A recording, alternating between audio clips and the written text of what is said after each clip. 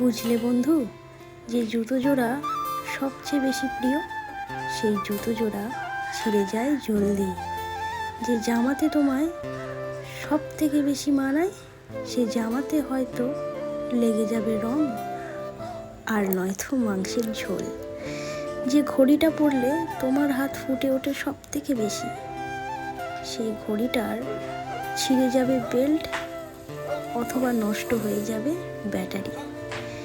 যে মানুষটাকে সবচেয়ে বেশি প্রয়োজন মনে হয় সেই মানুষটাই হয়তো ছেড়ে চলে যাবে, কিংবা থেকেও না থাকার মতো করে থাকবে।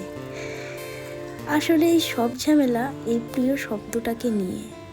যে জিনিসটা আমরা সবচেয়ে বেশি যত্ন করে রাখি সেই জিনিসটাই আমাদের কাছে কম সময়ের জন্যই আসে।